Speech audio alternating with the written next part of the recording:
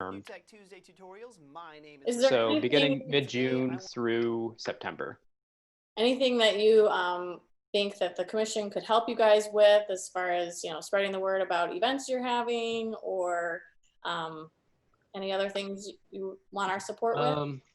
I wish that we could have events. I wish that we could have big block parties and celebrations with beverages, but with due to restrictions with our current circumstances, we aren't really planning any events like that. But yeah, just excited for people to kind of experience the murals as they're going up and to um, meet the artists in passing when it is possible, when everyone is physically distancing.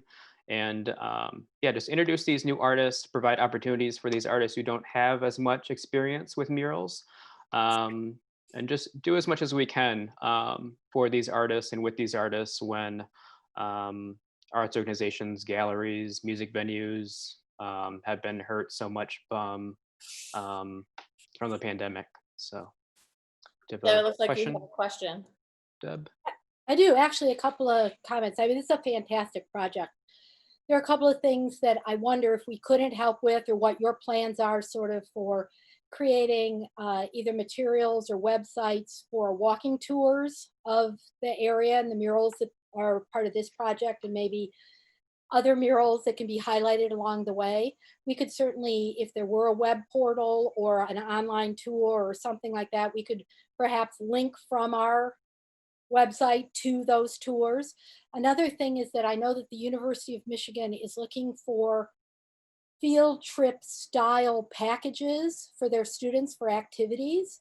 And it seems like this would be a very welcome sort of offering for groups in the residence halls as they get onto campus, welcome week, et cetera, et cetera. I'd be happy to sort of connect you to people at the U that might be able to put this on like a welcome tour, something for parents coming into town, because the university is opening for a residential class this fall. So they are looking for places outside where groups of people can be safely introduced to the city, entertained, and also culturally enhanced by the offerings that we have here in Ann Arbor. So those are a couple of my comments about this and questions Yeah, about what you're planning. that'd be great. Yeah, we are, as we're making plans with the artists, as far as timing and everything, we're also starting conversations with them as far as what they're comfortable with. So if they're comfortable with doing artist talks with social distancing, or selling some of their work at the art center. So those conversations are taking shape, and um, as things start to fall in place, I definitely like to see what opportunities we have with the university, with incoming students and families. So I think that'd be a really great experience for them to do while they're in town. And it is something that through September, and like I say, October even, they are looking for things to do with students. Mhm. Because a lot of the things that we normally do with students, not going to be able to do. Yeah. I have Councilmember Ramlawi. You have your hand for you. Yeah, thank you, and good evening, everybody. Thanks, Mike, for coming in and sharing this information with us. I have been getting a lot of people asking about this, and in fact, some people thought it was a part of this commission's endeavors, and I had to make sure that they get corrected. And so, but anyhow, you talked about your goals and fundraising. How much are you allowed to clue us in on how much money was raised by any chance? And So on our go ahead. patronicity campaign, we raised, I believe it was $51,060, and we're still doing fundraising in the back end Was for this project and for future projects. and I was listening onto a DDA board meeting earlier this summer. They announced, I think, a $30,000 grant.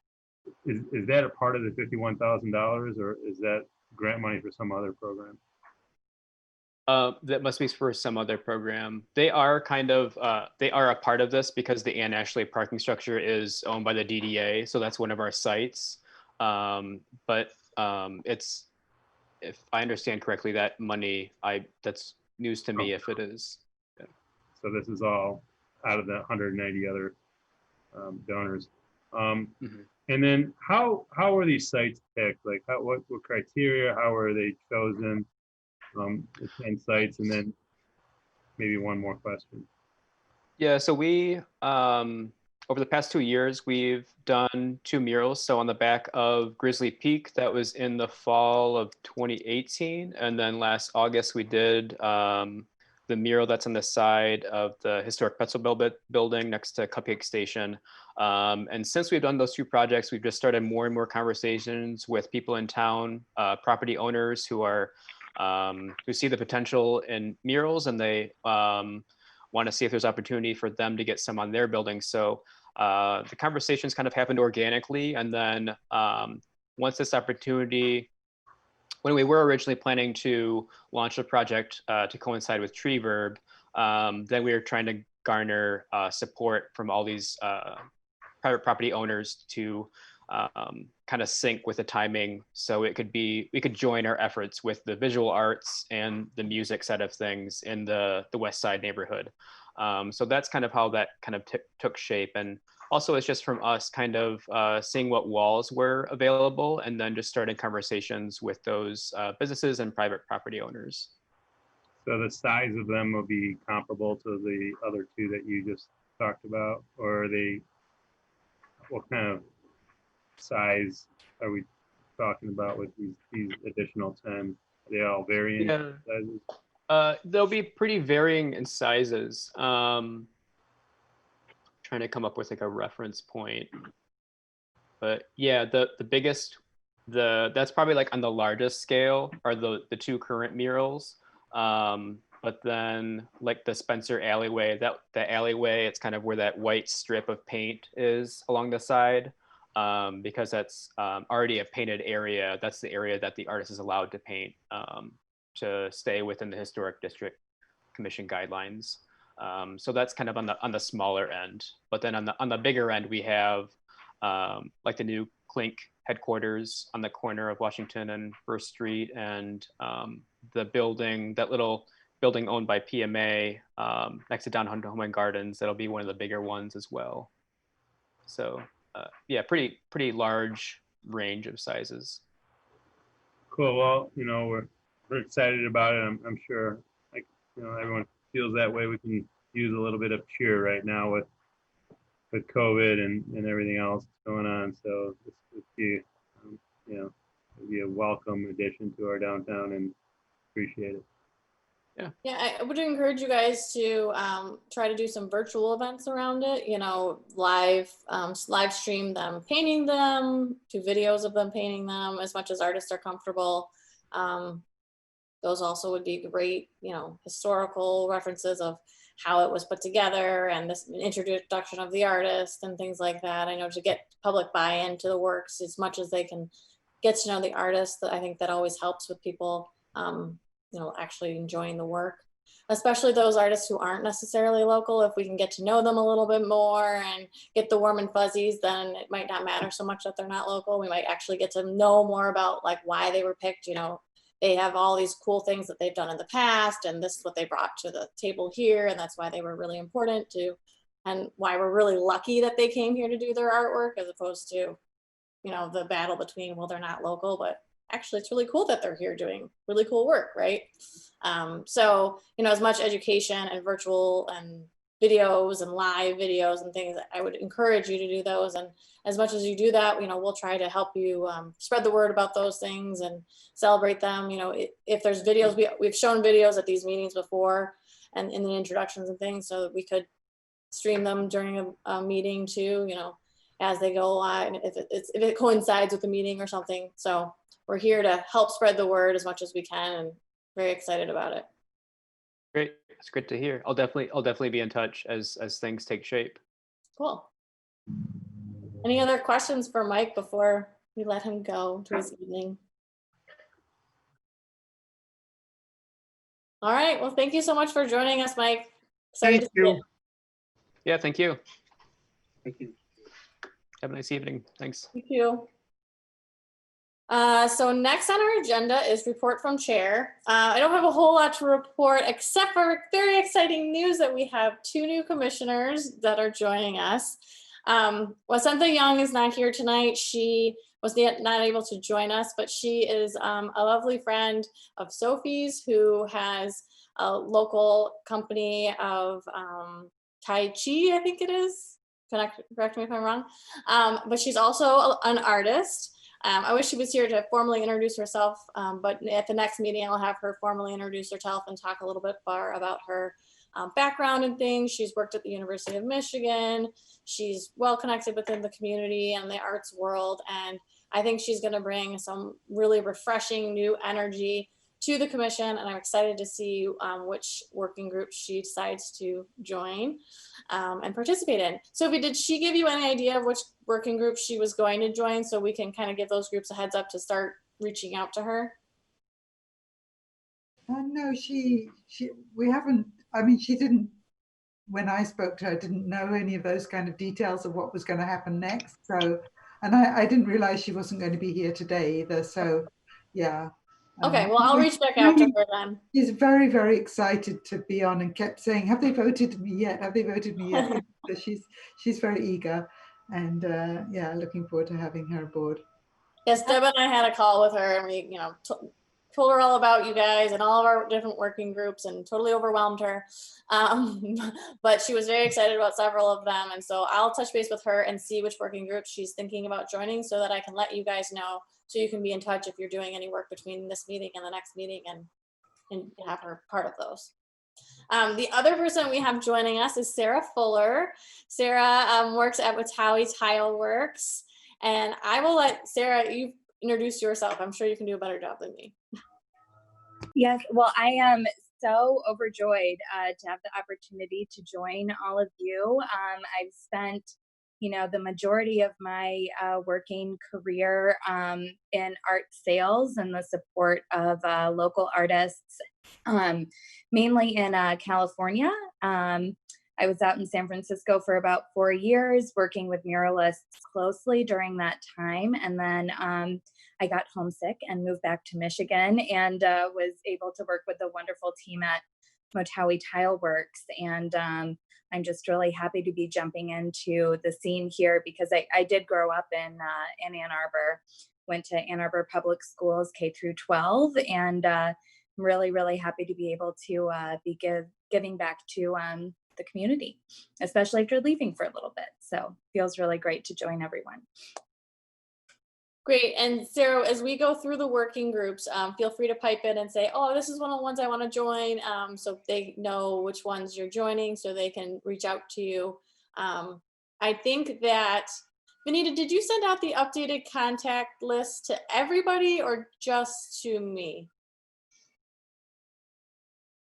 She said just to you. Okay. So Vanita, if you can share with everybody, Sarah and Wasantha's contact information so that they can start getting in touch with them for working group activities, that would be great. Yeah, we do have their email from the last email that included them as well. So great. Yeah. Thank you. That's really all I have to report. I'm sure there will be more information that we'll learn during the working groups. And I'll report out some updates about our endowment stuff at that point. Allison, I think Sarah was trying to come back in. Oh, I'm sorry. Go ahead, Sarah. Oh, sorry. Yeah, I just wanted to tell you, I actually already know the groups. Okay. If I just can do it now. Throw them out and then Vanita can take note and we can. I'm okay. She can go ahead. I'm okay. Great. I'm interested in the CIP, the communications, and special projects. Great. So David, I don't know if he's here anymore. He is the head of the CIP one. He had to go to another meeting also during the same time. Oh, he's here. Okay, so you did hear that. She's joining your group. Welcome, Sarah. Thank you.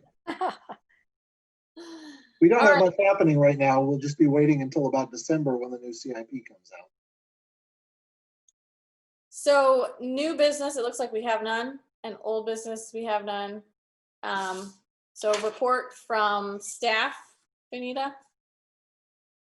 I can jump in on some of this. Okay.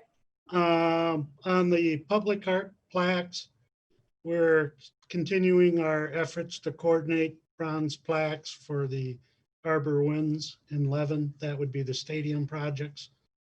On the historical markers in the DDA in the downtown, Benita's working with Ray Detter to coordinate bringing those in to the collection so that they are getting routine maintenance. The question was asked, I think at the last meeting or the meeting before, about creating a separate account within the city for accepting donations for art. And the short answer was, if there are donations to the city, they go into the general fund, and then they would be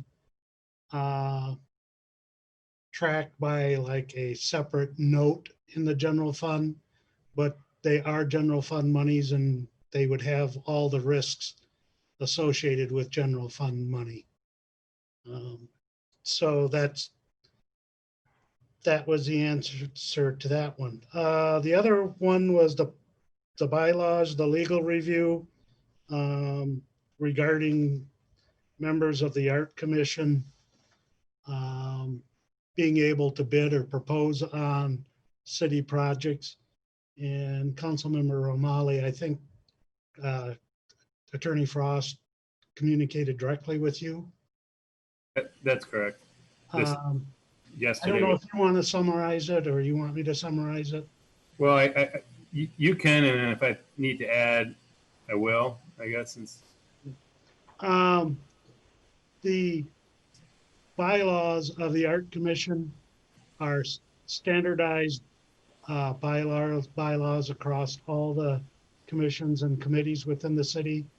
And the prohibition on members of the body bidding on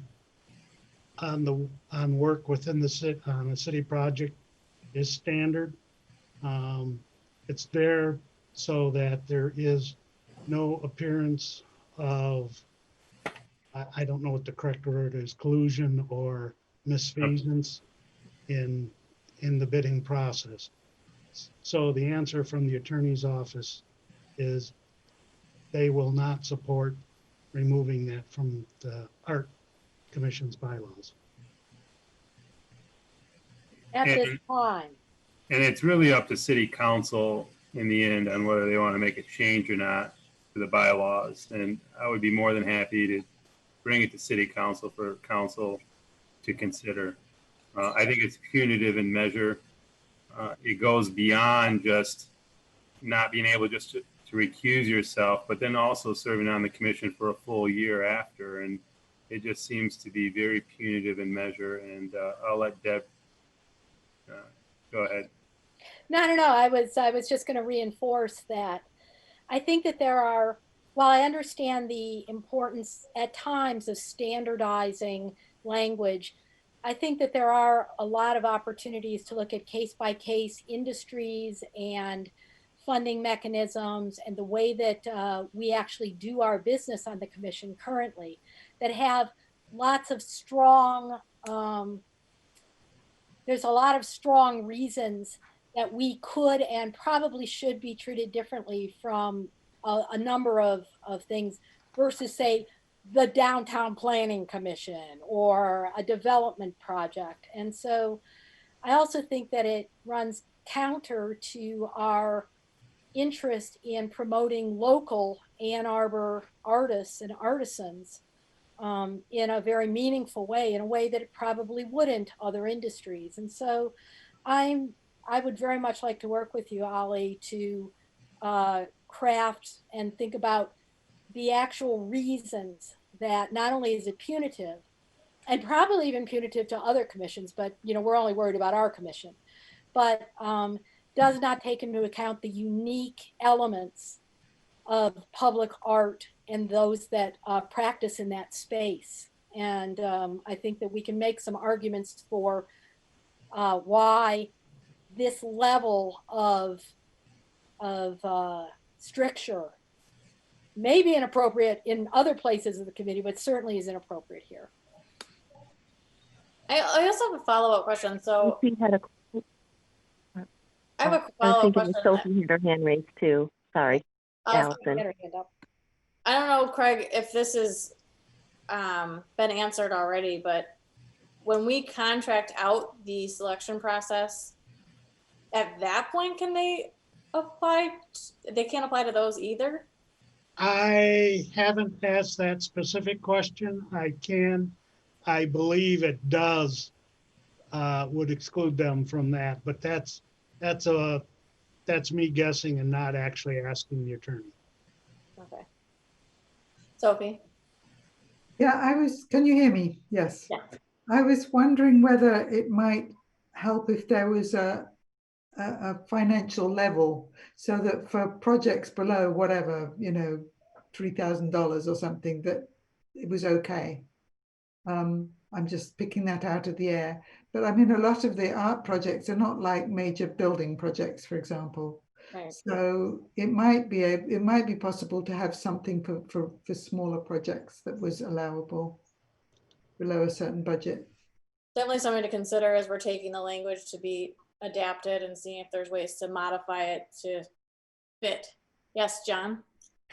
I agree with Deb, and I applaud Ollie's willingness to take this to council. I think on the one hand, I think it's important that there is some kind of conflict of interest part of the bylaw so that it just doesn't get to be an inside track and a good old girl system. That at the same time, I think that there are two parts of it, and the one part that seems onerous to me, and I think Ollie put that out, was even after a person serves on the Art Commission, it's 1 year after their tenure, they're still prevented from bidding on any project. So, excuse me. I think that Deb points out well that the Art Commission is unique in the fact that we want to attract the best and the brightest in our community, working artists with a public art practice. And that how do we balance that? To me, maybe the first step is to try and customize the bylaw so that it doesn't follow for a year after they leave the Art Commission, and just see if that has any impact. But again, Ollie, I really appreciate you doing the heavy lifting here. I totally agree with Deb, and I think that Deb could really present the uniqueness of the Art Commission, and they should be looking at us differently, in particular because we want to attract working artists. We don't want just art administrators or retired teachers or whatever. We really do want the kind of folks that that actually had to leave the Art Commission in this particular time to support themselves. So that's my 2 cents. Thank you. Well, Yeah. Sorry. Go ahead, Ollie. Yeah, I'd take up on your offer, Deb, and hopefully not flake out like I did last Friday. But you craft a bunch of whereas clauses to support the resolve clause that we can present to council. Yeah. And let council decide in the end. I think the approach the legal department's taken is a very conservative approach, perhaps a prudent one based on their perspective, but in reality, it seems punitive for a couple reasons. And I appreciate Sophie's suggestion as to maybe putting a limit on it, anything under $1,000, anything under $2,500, something. Probably too low a limit, but some limit. Some limits, and so there is a governor on it, so it doesn't become gamed over time. And unfortunately, that's what happens. You know, the spirit of something originally is pure and genuine, and then after a while, many councils later or many commissions later, loopholes are exploited.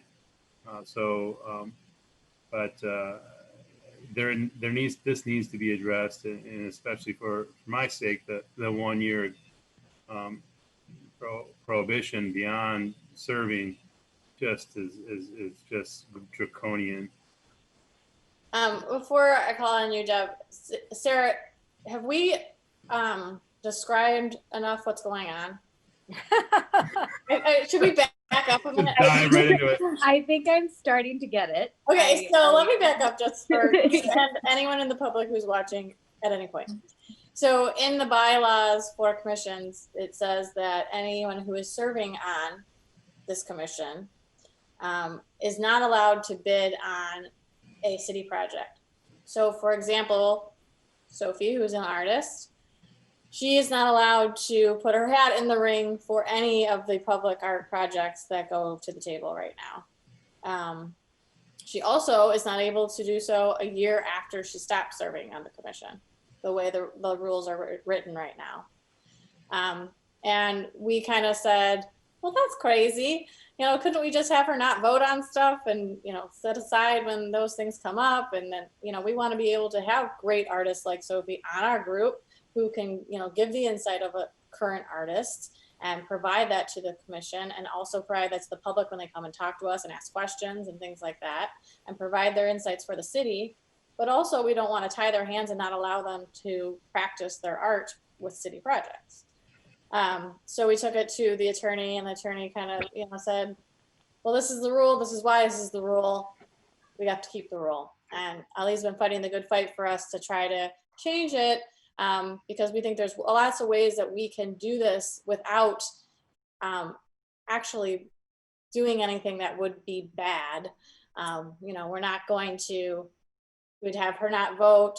There wouldn't be any favoritism whatsoever. A lot of our projects, we don't even have any say in what's selected at all. In fact, all the projects, we don't choose the art. So really isn't up to us. We don't have our own budget. So a lot of things just don't really make sense for this commission. So we're hoping to change that. We're also hoping to change the not having a budget. Well, yes, that too. But Deb, you had your hand up before I interrupted. Yeah, I was going to say, you know, some of this language may have come out of a time when there was a very large budget linked to development, et cetera. And so things have changed. But what strikes me about this is that I've served on boards that have had $250 million budgets, and they did not have this level of conflict of interest for its members. A proper recusal was all that was required. And sometimes it wasn't even recusal, it was just disclosure of the conflict of interest. And so it's why I think that we can really make some inroads here.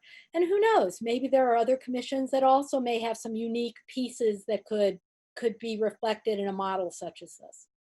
Just so you know, the city purchasing system already has a disclosure in it, so you could use that in your argument that there is a disclosure.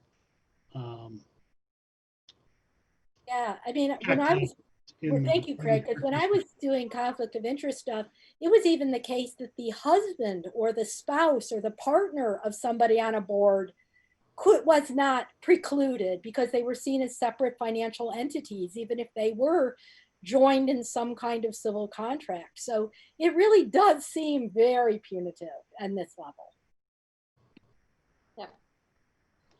Yeah, I'm excited to continue to work on this. So Craig, we'll have you reporting on this again, I'm sure.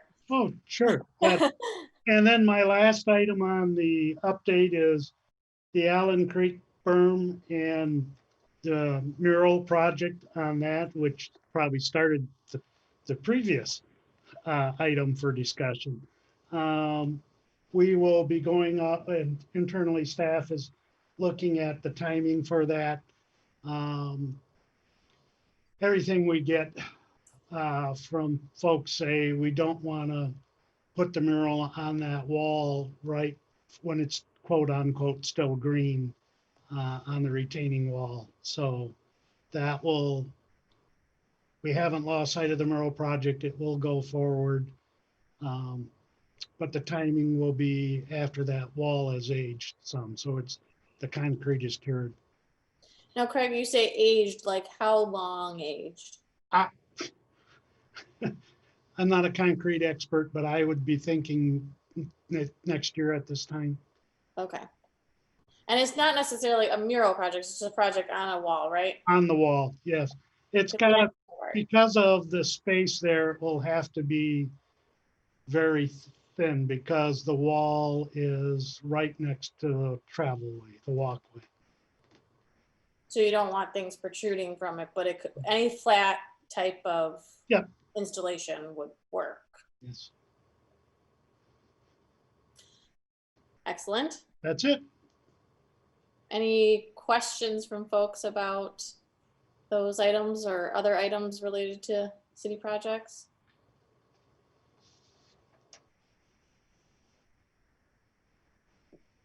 Have you guys gotten any updates from the DDA on any of their projects that are going forward? I haven't seen any. No, the short answer is I have not. They would have been going to engineering. So I have not seen anything direct. Okay, I did invite Deb Pollock to come to this meeting. The Arts Alliance was contracted through the DDA, and they are currently doing a call, actually it just ended last week, for public artist groups. I don't know all the details. I asked her to come talk about it, but she was busy. So hopefully we can get her or someone from the DDA to come talk about that project. I will raise that with Susan. Okay. Sophie? Yeah, that looked like a very cool project, but it was a bat of an eye in the time to apply for it. So it was really quick. If you weren't sort of already thinking things, then probably couldn't get in there.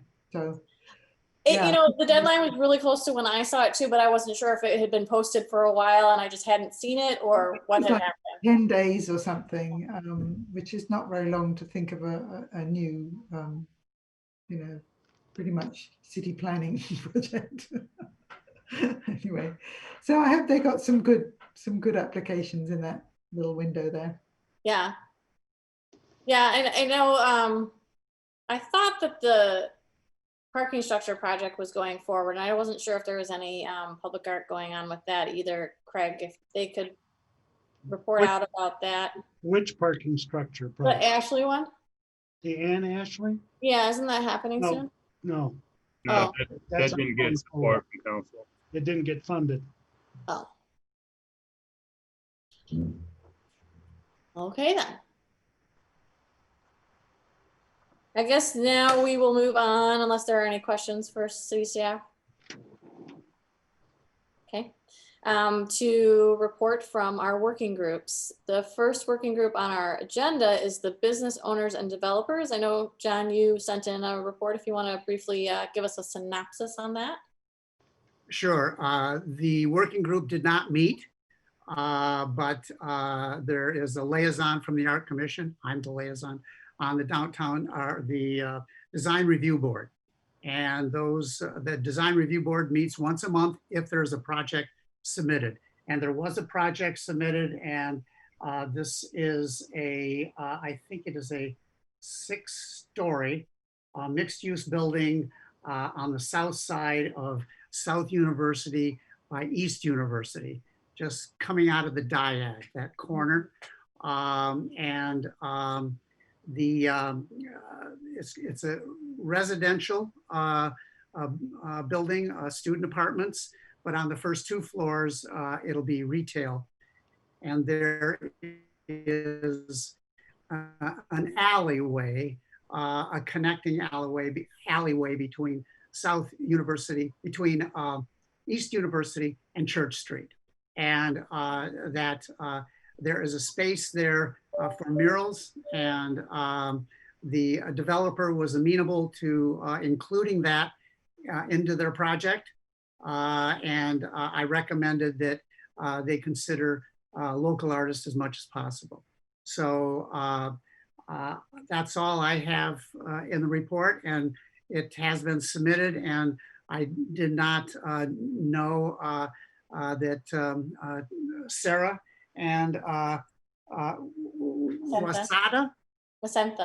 Wasenta was on the commission, and I will resend that to you, Sarah. And by the way, Sarah, I'm also the chair of the special project, so welcome to our working group, and I'll fill you in on what special projects we have, and you're welcome to be involved in any of those. So the Design Review Board is a collegial group. They can't really demand anything, so they try to approach each developer is by ordinance required to submit to the Design Review Board, but they don't have to follow any of the recommendations. However, in this case, the contractor has agreed to use murals on the side of the buildings. And what really was of interest to me is that the developer said that they're doing that to prevent graffiti, because there is some thinking, I've heard it from folks on the Design Review Board, that murals attract graffiti, which actually the research in this is the opposite. So if you want to clean up your building, consider murals. And this developer has brought that to the table. So that's very good news that that we've got some murals going up in that new project, and they're going to try to use local artists, and they have a mindset that they're using that as a anti-graffiti strategy. So you're more than happy to answer any questions, but pretty John, I'm trying to imagine the alley. Is this the alley that's across from Pizza House next to the parking structure? No, there is no alley there. Okay, they're going to create an alley. They're building the property will at the back of their property. So the property on South U, it abuts Pizza Hut, and that behind their property is will be a walkway. It'll also serve for service vehicles and things like that. But there's a portion of it that will not be quite as cluttered, and it will be visible walking north on East University. Okay. But they're thinking of using murals to protect the building's back from graffiti, which is good. Right. And so they're creating the alleyway. Did they come to the Design Review Board with this idea, or did they come and then you suggested it? How did this come together? Their project indicated that there's a potential for this. Well, I picked up on that and said, terrific. By the way, a member of the Art Commission was appointed unanimously by council because, so I have a little pitch that I deliver to every developer that comes in, I'm the art guy and I'm here because the city council really wants to see more public art in developments, just to let you know. And that kind of gets their attention a bit. So they were very excited to know that this is something that the city, particularly the city council, wants to see happen. And, and all these projects eventually end up to city council. So, they're looking for things to please council. And I'm there to happily remind them that this would be good. Great, thank you. You're doing the work we put you there to do. Thank you so much. Great. The next working group is the CIP. That's all I have. The next working group is the CIP working group. David looks like he has left us, but he's mentioned earlier that there's not a whole lot of work going on right now with the CIP group. They've kind of already done their work for the year right now, as there's no new projects on the CIP or projects moving forward that we would be aware of right now. So we'll move on to communications and art placement. We have not met as of recent for communications and art placement, but we will be getting together soon, right? Sure. Sarah, we'll be cluing you in. I think it's just Deb and Sarah and I at this point on that group. So we'll be getting together soon and figuring out some more things there. The city staff has been pretty much doing our communications work as of right now with the signage and things. So thank you, city staff. Fundraising. Guess I can talk about the endowment here. It's funds that we raised. So last time we met, we're talking about a donation, a large donation that we received that went into the Ann Arbor Area Community Foundation endowment for Ann Arbor Public Art. And we are talking about how those funds are chartered to be used, or how the, I should say, the interest from those funds are chartered to be used. And the current charter stipulates that they can be used for maintenance and repair. And we were talking about different things that we might want to add to that language to diversify its use. Some of the things we talked about were purchase of art, promotion of art, acknowledgement of art, those types of things. Following our meeting, I followed up with Caitlin Videtto, I think is her last name, at the Ann Arbor Area Community Foundation to get the particular language of that charter, as I put together some updated language that we were recommending to change. Originally, she had said that we would be needing to get city council's approval and then take it to the board of the Ann Arbor Community Foundation. But she did some digging into their archives and talked with the head of the community foundation, Neil, and they decided, based off of their findings, that they had enough information to make that request successfully with their board. So they're going to be making that pitch on our behalf. We don't need to take it to city council anymore at this point. It'll go directly to the Ann Arbor Community Foundation's board for updating the language in September. So we're excited about that, and hopefully we'll hear positively back from them in September that the language has been adapted to include the purchase and promotion of art. And at that point, we will put together a memo and let city council know that we have those funds. And then we can start thinking about how we might use those funds once a year or every 2 years, or however we decide we want to do that. So that's the update on that. Is there any questions about that? Thanks for getting that sorted out, Alison. That's great. Trying our best for filtering through and getting answers as best we can. I really appreciate the work of the Community Foundation to, give us insight into that endowment and dig in and really figure out what we can do with the charter language. And so I've just got my fingers crossed at this point that we'll hear good news in September. The next thing is the leadership forum. We have not moved that forward much right now. It's kind of hard to move that project forward when a lot of what we're hoping to do is in person, but we can probably start talking about doing some outreach to people and some virtual meetings. Deb.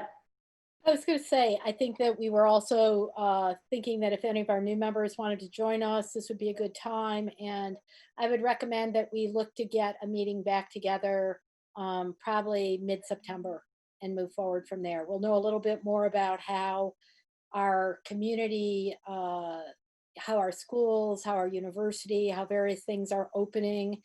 And it'll give us a way to sort of reconnect with people as things kind of shuffle around. Great. If that's okay with you, John. Me? Oh, you're- yeah. You're on that committee too. Oh, am I? Oh, wonderful. What committee is he not on? He's on the leadership forum committee. No, somebody was joking that he's now on all of them. Yeah, kind of. So. Nominating and membership. So we got 2 new members. I already kind of reported that. So we're excited to have the new energy joining us and all this new insights and ideas. We already had Sarah giving us questions like, oh, why aren't you doing this or why are you doing that? I said, well, I don't know why we're not doing that. Of course we should be doing that. So I'm very excited for what they'll bring to the table and how they'll expand what we're already doing and offering. Policy and governance. I mean, I think the endowment stuff is in that line with that. The work that Ali's been doing with the legal is all kind of in line with that. And we're still trying to push through that budget item. And whenever it's appropriate to do so, we would love to push that forward again. We're just kind of sitting on that, I guess, to know the proper procedure and when that should happen. So city staff, if you can just keep an eye on that and let us know when we should take that document out and dust it off and put new dates on it so we can put it forward. We'd love to do that. It would be in the December timeframe. Okay, that's sooner than I was thinking, so good to know. Okay. And maybe just to give a little background for Sarah on what. Oh, yes. We had put together a document previously where we were actually requesting a small budget for the Ann Arbor Public Art Commission to use on various things. We bulleted what we would be using those funds for. I think we asked for 30,000, correct? And we put together a memo for that with Ali, and we that document did not end up going to City Council. I believe that's where it would go as far as it would go to the city administrator because that is the office that puts the budget together. Oh, okay. That was the error last time in having it directed to city council. Oh, okay. All right. So the city administrator knows about it. Oh, yeah. The acting city administrator currently knows about it. And, we are conducting a search right now for a permanent city administrator, and that will be concluded probably within a couple months. So by the time this becomes an issue, a time-sensitive matter, I will hopefully be there as the liaison of this commission to make sure it doesn't slip through the cracks. And as you can see, Sarah, we're still trying to figure out where this document needs to go and when, and that's been part of our challenge, is figuring out where this ask goes at what time, and so that we can get some funds for some much needed work that we would like to be doing. Yeah, a lot of times we have to, if we go out for grants, we need to have a grant matching for that, as you know. And so having sort of an up to a certain amount of money that we could use for that kind of discretionary pieces would be helpful, rather than having to go and ask every single time for a small amount of money under a grant time frame, things like that. And so it was not a huge amount and it wasn't going to roll over if we didn't spend it. It was just going to be something that we could use quickly for the kinds of things that would allow us to be nimble as it related to public art and grantsmanship. Yep. The next group is the special projects group, and I believe you guys have an update for us. Well, I'm the chair. I'm not quite, but Sophie does, because Sophie is the chair of the Golden Paintbrush Award. So, Sophie? Yeah, so I'm co-chair with Peggy, who can't be here this evening, but we have talked about this, you'll be happy to know. And I sent an email today, which was the last minute, so I hope some of you might have seen it. So what we were thinking was how we can make it the Golden Paintbrush Award, which is for people who've impacted visual art well, nicely, impactfully, basically in Ann Arbor, and how we can make it have the most effect and people know about it and enthuses people. So So I'm going to just read through some of this. It's short. Bearing in mind that Ann Arbor Public Art Commission seeks to raise awareness of public art in Ann Arbor, we would like nominations to be invited from as wide a constituency as possible, including artists, non-profits, businesses, other organizations, including religious or educational, and the public.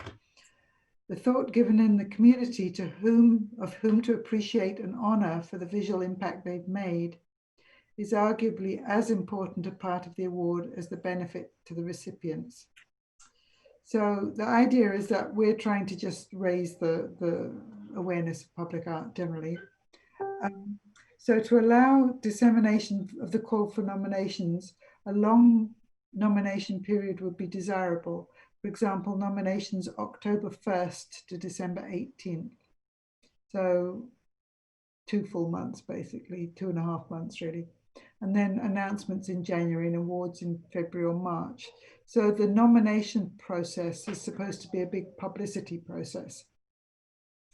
So widespread publicity for the nomination process will be vital to the success of the award. Ann Arbor Public Art Commission members are invited to add to the following ideas for publicity for nominating.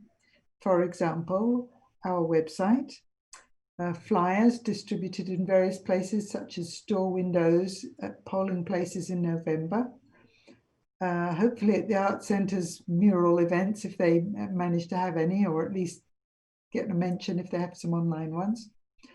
Piggybacking any willing or suitable online events like community talks or cultural events. Doctors' offices. High schools could be encouraged to make the nomination process into an assignment. I'm sure there are others, if people might be able to think of some.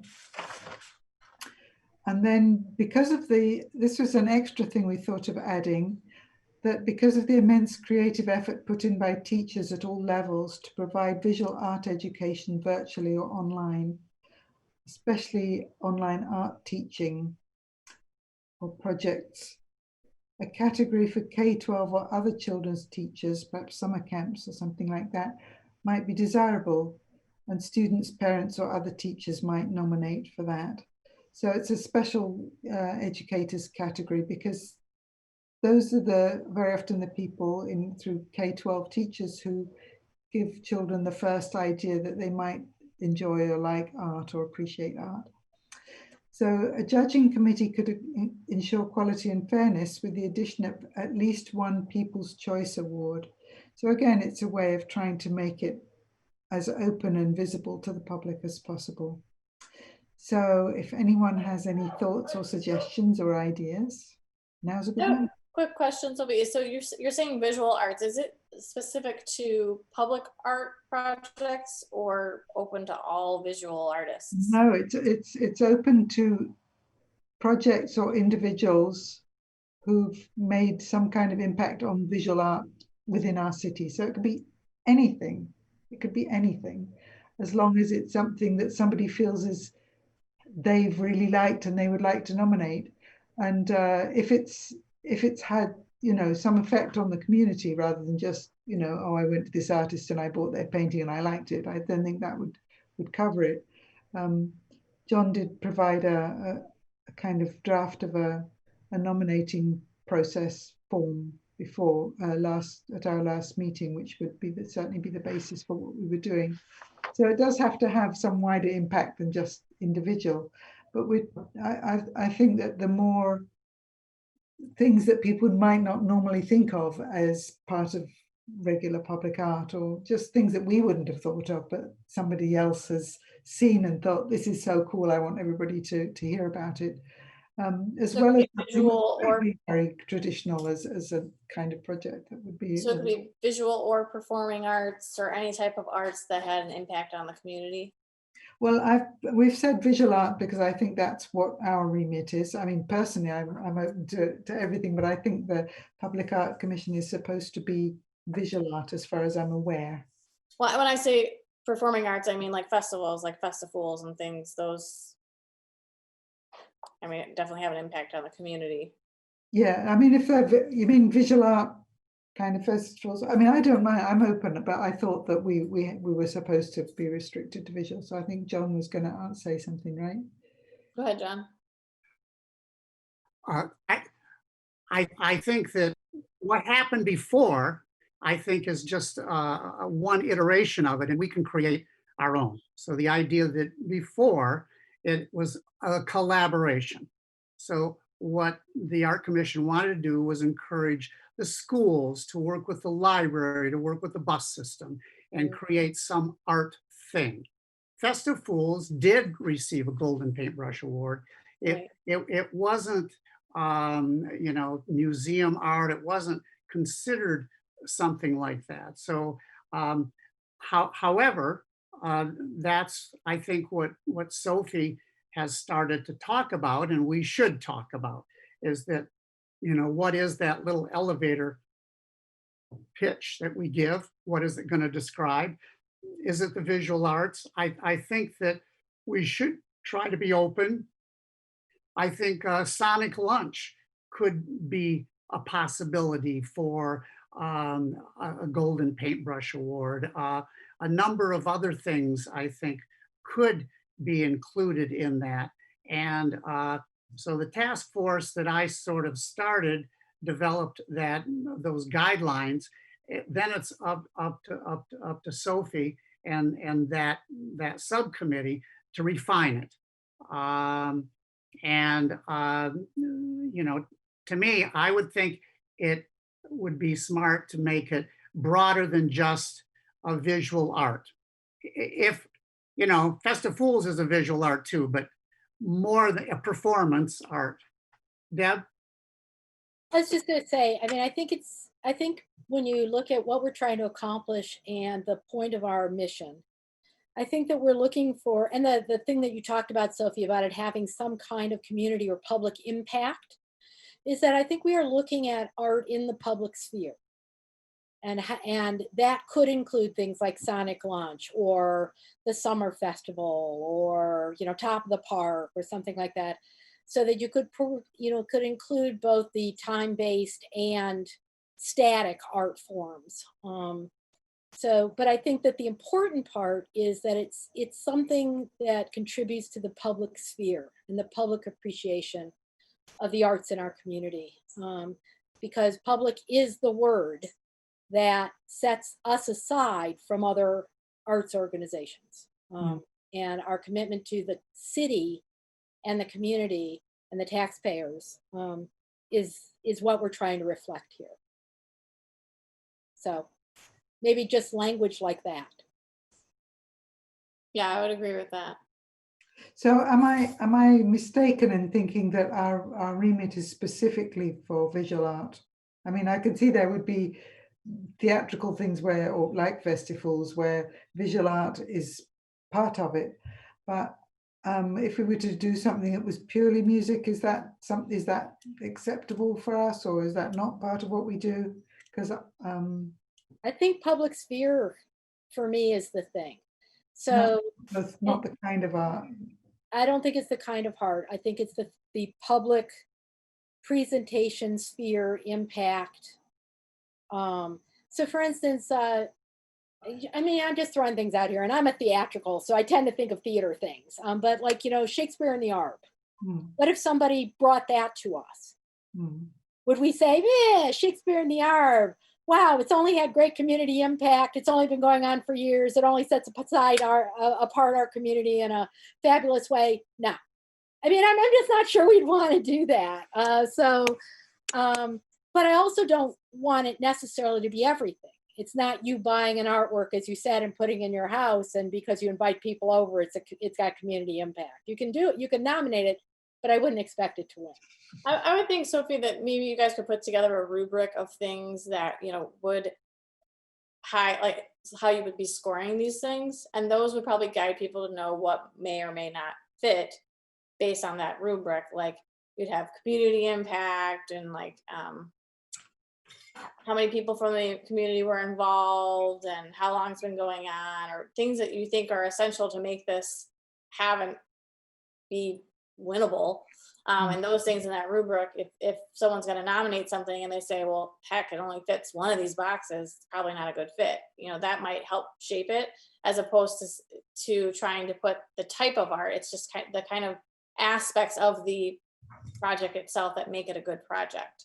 And one of those might be, like John said before, they really wanted to do collaboration. Like one of those might be it collaborated with different pillars of the community and had different organizations involved. And I think that that would be a great thing to include. John, you had your hand up, and I know Ollie had his hand up too. And Sarah. Well, I just wanted to say that our task force created a rubric. So start there at the very least. So there is already a judging rubric. There's already a recommended process of the judging, and so there's already language to describe it. So you don't have to start and reinvent the wheel. There's something already there to think about and think about how you want to shape it. And all the past projects are also there as well. So, and it would include exactly what Deb is talking about, creativity in the public space. So not just a mural, a painting, but something that's creative. But we did, it's all there, and we spent quite a bit of time working on it. So you might want to take a look at that first and then refine it to fit whatever your interest. Ollie, sorry. Thank you. Yeah, I just would say, I'm not a voting member here, but just as an observer, that it's called a golden paintbrush. So to me, it just lends itself more with, art that's static, art that it can be seen, a month from now, 6 months from now, hopefully.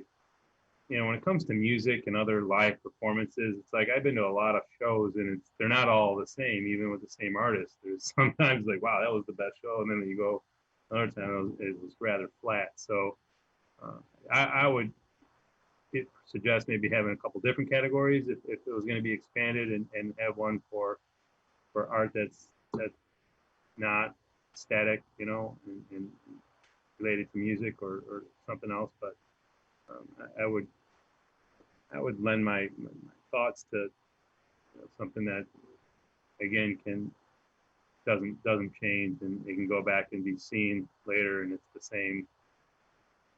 It's in the same form that was when it originally was given the award. I don't know if that's just my 2 cents. Sarah, you had your hand up as well.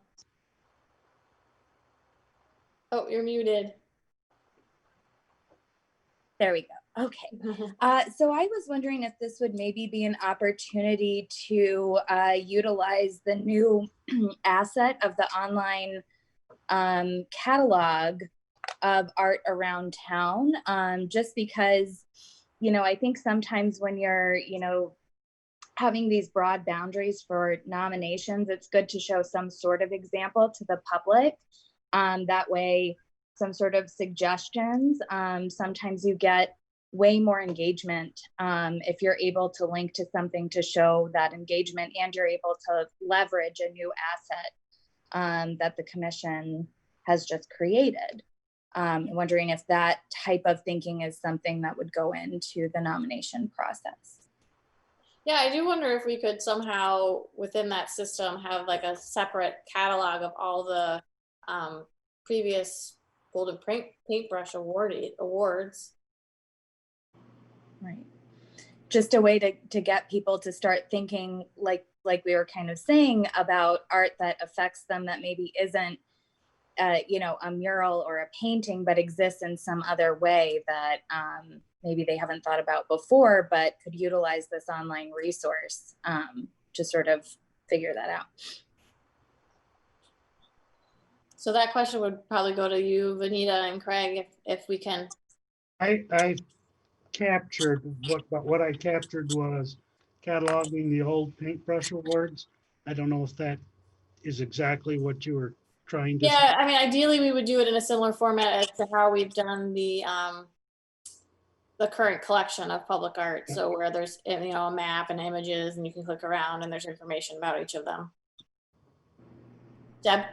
I have to say that the first time we brought up the Golden Paintbrush Award at this table, literally like 2 days later, I was in Carytown and saw the mural that had been taken down, the mosaic that had been taken down from Arborland had been reinstalled in Carytown, the Jack and the Beanstalk mural mosaic. And there beside it was the little, yes, it won the Golden Paintbrush. I mean, literally 2 days later. And it was great, but then it was also, hey, wait a second, this is a tiny little like certificate here, and it'd be great if we could have a way to amplify it, like have a section on the website that did that. So Agreed. Great idea, Sarah. For that. Sophie. Have two things. I absolutely agree. It would be useful to have little something gathering together what has won the Golden Paintbrush Award before, a little few words about them, as long as we make it clear that we're not telling people this is the kind of thing we want, because, obviously we want it to be broader. I'm just wondering, I mean, it's not my opinion because I'm always in favor of bringing in everything. That's my downfall usually. But has the Public Art Commission done non-visual arts, done anything in relation to non-visual art, like just music or theatre or dance before, or would this be a first if we did that? I'm not talking about jointly visual and something, but specifically. You're asking if we've theatre, given a dance. Golden Paintbrush Award to music? No, just the Public Art Commission generally. Because I can't remember what it was, but I remember mentioning, oh, should we get theatre in on this? And I thought the answer was no, we're a visual art organisation. So I'm just asking. Go ahead, Jen. This was an issue early on, and the ordinance was interpreted to read that temporary art would not be allowed. Temporary. Pardon me? It's all temporary, depending on. Oh, that's exactly. So people had so there was this restriction that it needed to be kind of something that was in a museum that would last.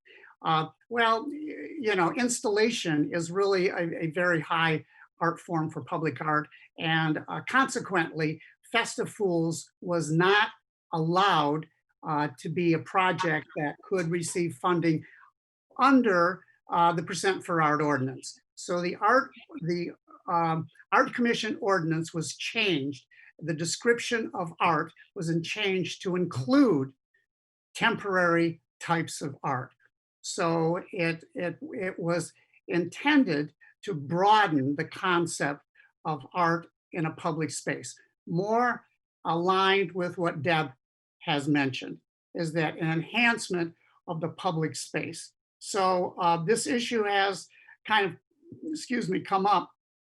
And in relation to the Golden Paintbrush Award, the task force that met and worked on the beginning of the application reads, since 2003, the city of Ann Arbor has been recognizing citizens, businesses, and organizations who have encouraged creativity in public spaces. The Golden Paintbrush Award is given to those nominees whose involvement in public art exemplify excellence, demonstrate collaboration, and add a bit of magic to daily life in Ann Arbor. Ann Arbor Public Art Commission invites nominations of a project or organization which involves either public art or art benefiting the public cultural life of the city, and which exemplifies Ann Arbor as the creative capital of our region. The nominees will be judged on craftsmanship, visibility, creativity, civic engagement, and sustainability. So that was the draft that we created to begin with. So, take it from that and, add and exclude or whatever, but at least that was a starting point that came out of conversations with Mary Thiefels and Jonah and David Esau, myself. Ali, you have your hand raised in the. Oh, that was from before. I'm sorry. Okay. I saw Craig raise his hand. Yeah, and I know Deb raised her hand. I'll just jump in and say, this is an award recognizing art. It's not funding an art necessarily. So I would not overly bind yourselves as to what you define as art for the award. And I think we could start broad, and if you get like crazy submissions, then you might narrow it down for the next Yeah. one. Yeah. It's kind of up to you guys. Deb? Yeah. Two thoughts. One is that in the description that John talked about, that sort of cultural engagement, that sort of sustainability, that lends itself to things like series, like festivals being a series over years, like Shakespeare in the R being a series, that there is some sustainability to it, whether that be over time or because it's a big hunk of concrete sitting on a pedestal. There are a couple of ways to think about that. So I really like the definitions that you talked about, because I felt like it gave us some breadth. If people get too hung up on the Golden Paintbrush Award, which I think would also preclude sculpture if it wasn't painted and that sort of thing, then you might want to have a couple of subcategories. You might want the golden paintbrush and the golden bow and the golden, I don't know, something else. I don't think you need it, but I also don't think we've been hung up on the paintbrush before. It's just, and we should probably be giving them a golden paintbrush, right? It should be like a paintbrush dipped in gold mounted on a thing, right? It's a pen. Yeah. Has a paintbrush on it. Yeah. And the intent was to reinvigorate this existing award, not create a new one. Right. So that was the idea, because we still had some leftover pins. It was a concept that still had ideas that, Mary says, oh my God, I got one. And it was so important to me. So there is a kind of this cultural memory in Ann Arbor about golden paintbrush. So Right. that was the intent, is to just reinvigorate it, and add something to it, reinstitute something that was already there, as opposed to create something new. I totally agree. And I think that I love the stuff that you guys sent, Sophie, that description you guys sent and the direction you're headed, and the ideas you had around incorporating educators in it. Great. I think you guys are going to bring your own new flair to it, which is good. It doesn't have to be exactly the way it used to be, but in the spirit of all the things and generalities that John has brought up, I think those are all things that, still work really well. So can be foundational to what you're doing. Okay, so reading between a great many lines, it's allowed to have other arts. It doesn't have to be visual art. Yes. Right? Okay, that's all I wanted to know. Yeah. If the question's about funding it, it's a whole different conversation. If we want to make awards for it and celebrate it and be excited about it, that's whatever kind of art. And if you didn't want to take a long time talking about it, you wouldn't have it on a commission. Okay, any other questions about the special projects or the Golden Paintbrush Award? All right, our last working group is the Youth Outreach Group. And is anyone from that group still here? I don't think so. So since no one from that group is here, I guess they have nothing to report. I didn't see anything come through. So before we adjourn, we generally do some personal, professional, arts, creativity, whatever shout outs. If anyone has things going on they would want to share with us, now is your time. Anyone? John? Well, it's something that Craig brought up, and I just wanted to get some of the commissioners that may not be aware of it kind of up to speed. And it has to do with including the historic street exhibits into the public art inventory. And to give you a little bit, if you don't know about the historic street exhibits, there are these glass panels that are around town. There are probably maybe about 20 of them. And then there are also enameled panels on buildings. They amount to maybe 40 or 50 total, and a value of over $1 million. They kind of were orphaned They started out in the late 90s, and Ray Detter and group raised money, and they evolved and became a cultural institution. If you've never encountered them, they were intended as public art. There was a charrette that designed this thing, and the glass panel has little pads that are cement. If you stand there and you look through this negative of Ann Arbor's future, you will see the present. So the idea was, is you look through the past to see the present, and they're around town, they're strategically placed, and it tells the history of Ann Arbor. It gets the history out of the library onto the street. The city officially adopted them or brought them in. They are now owned by the city, I think 2 years ago, but they never were included in any particular way. And consequently, their maintenance was kind of orphaned. So the intent is to bring this group with Ray Detter and company, and I work with Ray. I'm on the board of this outfit, and we give tours. We give tours. By the way, Deb, I'll tell Ray that U of M is looking for some outside projects, and maybe he could get together a group to give history tours of Ann Arbor. They love to do that. We're old people, we forget a lot, but we know a lot of history. So that the idea is to recognize their public art and then include them in the public art inventory. And then now they're officially a part of this insurable inventory list. And then each department needs to consider them in terms of maintenance. Because, you know, every time they get broken, Ray Detter has to go out and raise some money to fix them. So we need to fix this before Ray dies. So that's kind of what Vanita and Craig have been doing, and I applaud them to do it. It is a great public service.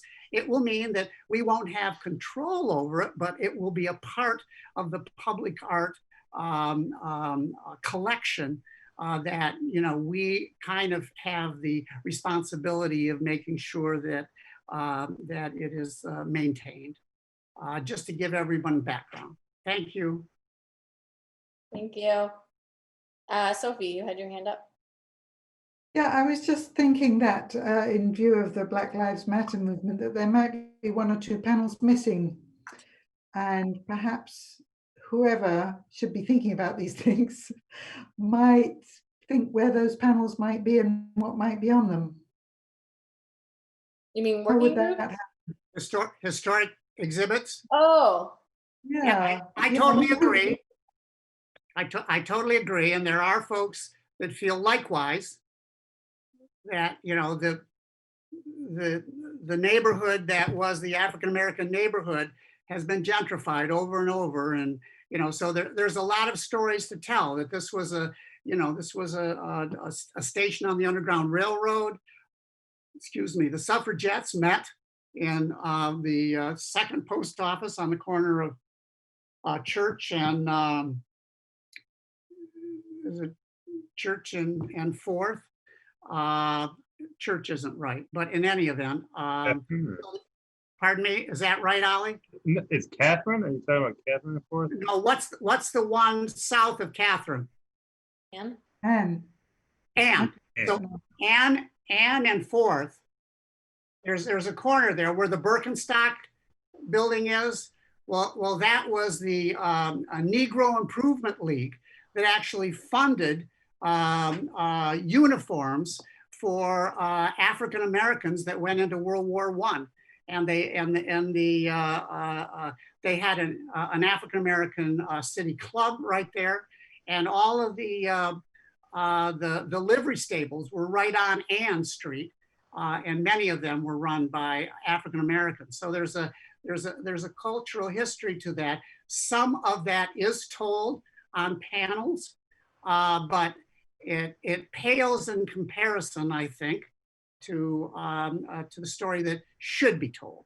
So that begs the question, so these are coming under our purview for maintenance, but how does one pay for a new one? Deb, you have your hand up. Go ahead. So I think that there's a real timeliness to this. Sophie, thank you so much for bringing it up. We're looking to change what we use the endowment for. A first project might be to examine the addition of some works related to a particular topic, something that could be crowdsourced. We could probably look to where would you like to see a piece of this history? John's given us 3 examples. The community could give us others. So it might be a place where we spend a little of that money to create a couple new panels such that we could encourage additions over time. It could be something that we pitched in that line item, perhaps, or we could actually take on that donation wing, even though we have that. And I think I want to talk a little bit more about designated funding at the city, Ollie and Craig, as in terms of that designated fund piece, because I think there might be some work we could do Designated there. within the general fund. To be honest with you, I think we'd be knocking on the door of the DDA. Maybe. That's the door that needs to be knocked on. They have the Excellent. most discretionary funding of anybody, and Excellent. So, but I think I think this is a project to be thought about, and maybe it's a special project, not today, because we don't have those mechanisms yet, but maybe 6 months, 3 months from now, 6 months from now, end of the year, we might be able to propose something moving forward. Can I just add one other element? Is that people in Ann Arbor usually aren't territorial, right? This group is, and they're affectionately called the History Nazis for a reason. And so when we think about this, we should think about it as their project, that they determine this collection, that we are just inviting them to include this in an umbrella of public art projects. So I think this would all be received very warmly if it would be put in that way, that you probably have thought about it. We have an opportunity to use this money. These projects are public art. We applaud that. We want to promote it. We were, that kind of thing. So Sure.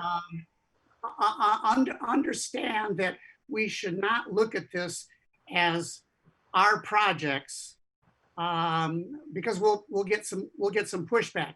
There's the historic foundation, the Ann Arbor Historical Foundation, that was set up to raise money for these kinds of things. Ray Detter has single-handedly raised most of the money, and so so that I think that we should recognize that. I love the idea, Deb. I think the Community Foundation would also love the idea. And they are actually housed in Dr. Chase's steam printing company building, which is just this wonderful story that Dr. Chase started patent medicine and has some wonderful, he published 3 huge books, and there is a lot of interest that to be the next project. But there's also, Sophie brings out, there should be a more prominence of the African-American history of Ann Arbor. And there's a lot of strong voices in the group, and so far, it really hasn't gone too much.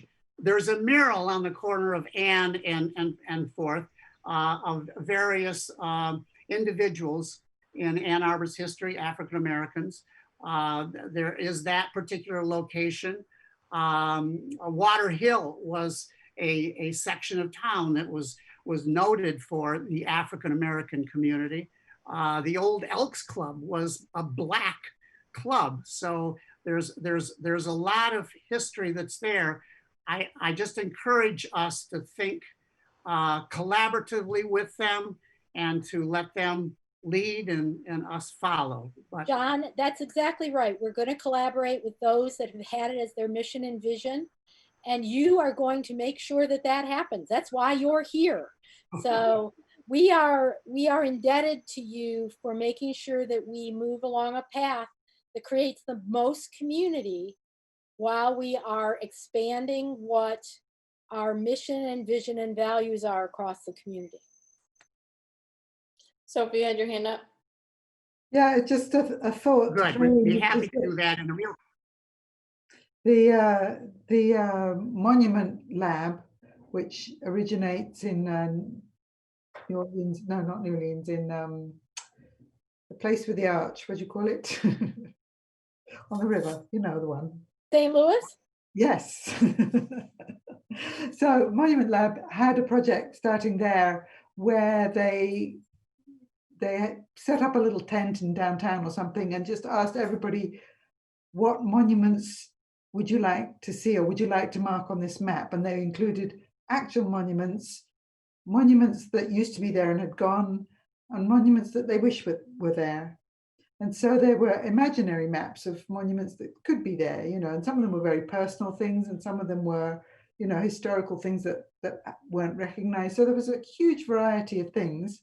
And some of them would just put the arch and they're done, you know, so there was a lot of things. And it seems to me that a smaller version of that, whereby you saying to people, what are we not marking here that you would like to see marked, would be a very, very lovely project, really. We actually had the guy that ran that project here for a public art symposium about a year ago. Yep. And it is a really interesting project. So it's, again, something that in collaboration with others, we might think about as ways to engage the community around this discussion.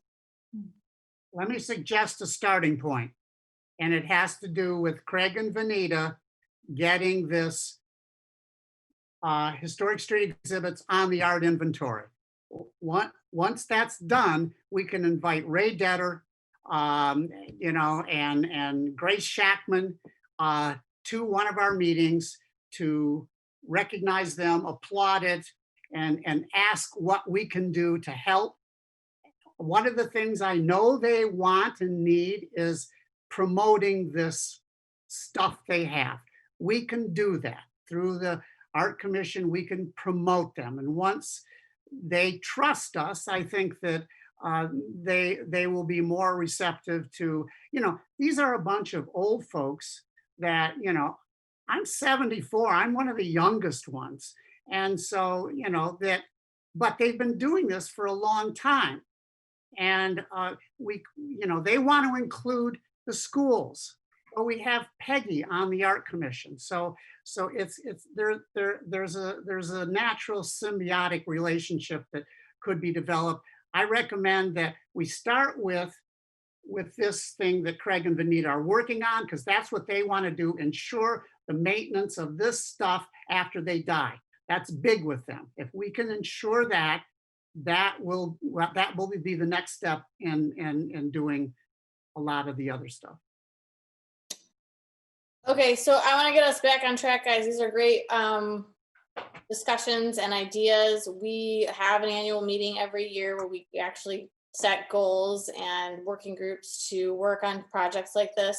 I'm assuming that this type of topic and discussion of DEI, et cetera, within our public art realm will be a huge one this time around. Generally, we do that meeting in, I think it's January or December. It's always cold, like it seems like we have a snowstorm before it every time, so it's around there. So keep these ideas coming, and we'll definitely have a whole morning or day to flesh those out and hopefully get those housed within working groups to have those get some legs and get going. Right now, if anyone has any other updates they want to share about current activities, things going on around town. I will share that the Gutman Gallery, which is on 4th Street, just outside of Carytown, close to downtown Ann Arbor, which is produced by the Guild of Artists and Artisans, is currently exhibiting the Ann Arbor Summer Art Fair artists within their shop. It's reopened in July and is open on Wednesdays, Fridays, and Saturdays from 11 to 4. Love to have you guys come in and look around. They have masks and paintings, as well as photographs, jewelry, glasswork, pottery, you name it, we've got it. Some really, really great artists are showcased right now. We're also putting together a virtual art class, which is coming up next week, for watercolor painting. It's supposed to be relaxation with watercolors, and I just signed up today. I can't wait to relax and paint my watercolors and learn a little thing or two. So you can find out more information about that on the Guild's website, which is theguild.org, or email me and I can send you links. So we'd love to have you guys participate in any way with the shop. I know Deb came in and bought herself a print way back when we weren't wearing masks in the shop, but we are wearing masks in the shop now. And we have hand sanitizer for you as well. So come on down. We would love to have you by. Any other updates or things people should be keeping their eyes out for around town? I know there was something, but it's escaping me. Well, shoot us an email when you remember it, Sophie, and thank you all for coming. I guess at this point, I will, is there a movement to adjourn? Do I have to vote? Yeah. So move. Second? Second. All right. All in favor? Aye. Anyone opposed? Okay. Well then, we are adjourned. Bye, Bye, everyone. everybody. Thanks for coming. Have a great night. Good night. Thank you, Craig and Vanita. Welcome, Sarah. Good night. Yeah, welcome.